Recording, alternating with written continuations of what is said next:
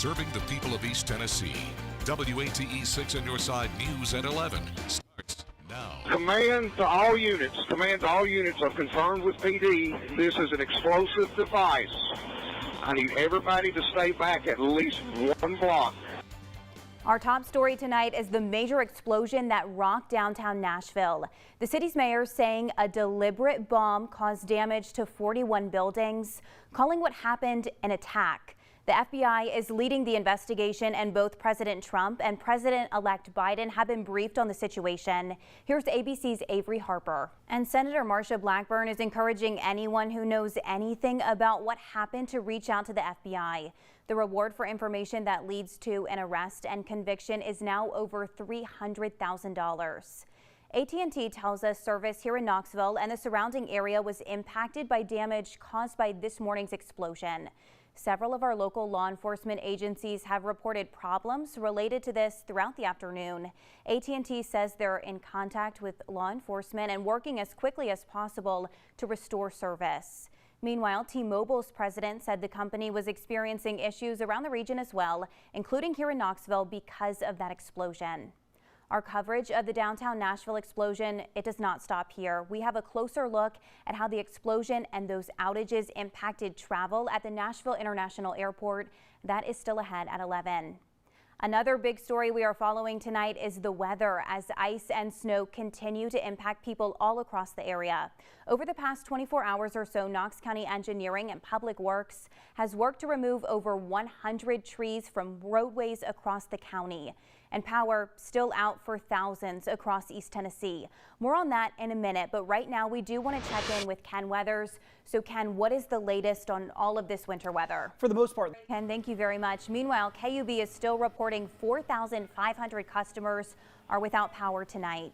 KUB reminds people to stay away from down power lines. Elsewhere, it could be another few days before power is restored in parts of Sevier County. That is the message from the Sevier County Electric System. Power still out for over 14,000 people at this hour. WATE 6 on your side reporter Kirsty Crawford speaks with the electric system's general manager to find out what's going on behind the scenes. Dandridge police say officers and sheriff's deputies spent hours of their time on Christmas Eve tracking down a juvenile who escaped from the Mountain View Youth Development Center. Police say the juvenile, who was serving time on felony charges, jumped the outer fence around 9 p.m. on Christmas Eve.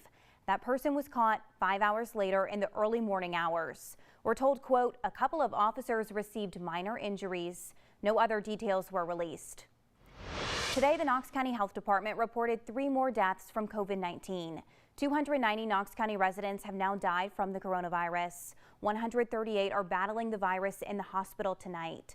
There are now 4,843 active cases in Knox County. Still to come here at 11, tears of joy for an early Christmas surprise. I was just so excited. I was crying. I couldn't understand a word he was saying because I was crying so loud. Find out how a 13-year-old aspiring race car driver from Lenoir City won big in a holiday contest. That is coming up. Plus, we're there as one local family builds their first snowman. You do not want to miss this. But first, we tell you how the explosion in Tennessee's capital today impacted the Nashville International Airport.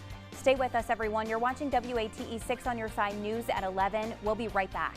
Welcome back, everyone. We've been telling you about that explosion that happened this morning in downtown Nashville. 41 buildings were damaged and 3 people were hurt. Services were also disrupted. Those effects felt here in East Tennessee and also at the Nashville International Airport, where telecommunications issues halted flights for hours. Emily Proud from our sister station WKRN in Nashville has more on those issues at the airport tonight. Emily, thank you. And there are a lot of moving pieces with this investigation, and there are questions that still need to be answered. Be sure to tune into Good Morning Tennessee starting at 5 a.m. tomorrow morning for all the latest details. Now, here's Knoxville's most accurate forecast. Sounds good, Ken. Thank you. And today, people all across East Tennessee were outside taking advantage of the snow that we've been getting. We met one family in North Knoxville who moved here from California as they were building their very first snowman. Get a snowman, a little joy for Christmas. That does sound like so much fun, and we have more from all the snow we saw still ahead tonight at 11.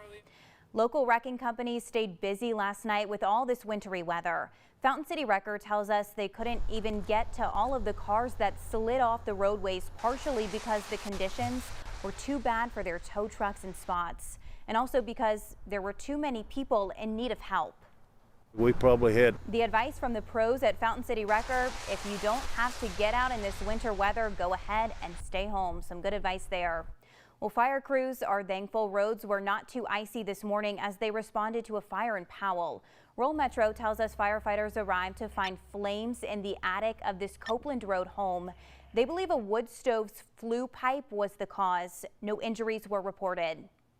On Christmas, many people usually receive gifts from friends or loved ones. But today, some people spent the holiday giving to complete strangers. Holy Ghost Catholic Church teamed up with Care Cuts and other local churches to serve hundreds of meals to those experiencing homelessness in Knoxville. Today, WATE 6 on Your Side reporter Jordan Brown saw how volunteers braved the cold to spread some Christmas cheer. Jordan, thank you. And all told, Holy Ghost Catholic Church prepared enough food to serve 600 people. Stay with us, everyone. Sports is coming up next. Because I've never had a winter or white Christmas.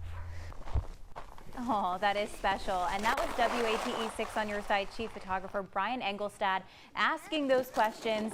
He saw lots of kids out sledding today and having a good time, taking advantage, Ken, of this white Christmas that we have this year. Yeah, just cold. Ken, thank you very much. And thank you for joining us, everyone. Merry Christmas to you.